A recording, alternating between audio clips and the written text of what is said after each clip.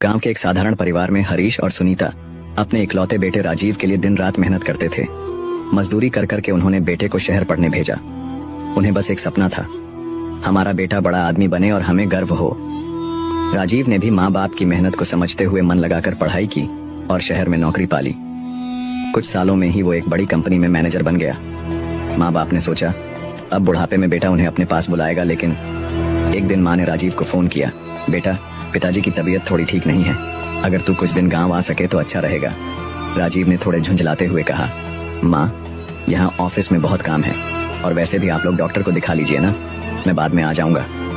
माँ की आंखें भर आईं, पर उसने कुछ नहीं कहा। उस रात पिता के सीने में तेज दर्द हुआ और अस्पताल जाते जाते समय निकल गया। राजीव को जब पिता की मौत की खबर मिली, वो कुछ सेकंड चुप रहा और फिर बोला, माँ मैं बहुत बिजी हूँ, मैनेजर की मीटिंग है, आप अंतिम संस्कार करा लीजिए, मैं बाद में आ जाऊंगा। पड़ोसियों ने माँ को सहारा दिया और पिता का अंतिम संस्कार करवाया। गांव भर में यही बात हो रही थी, बेटा इतना बड़ा बन गया कि बाप के अंतिम दर्शन को भी वक्त नहीं मिला। माँ अब रोज चुपचाप दरवाजे को देखती रहती थी। कुछ महीने बाद माँ गांव छोड़कर बेटे के पास शहर पहुंच गई, लेकिन बहू ने दरवाजे पर ही कह दिया, माँ जी यहाँ जगह बहुत कम है और फिर आपके साथ तो बीमारियां भी आती हैं। राजीव ने भी कहा, माँ आप समझो ना, अभी हम बहुत व्यस्त हैं, आपको तो गांव की हवा भी सूट करती है। माँ चुपचाप एक कोने में बैठ गई।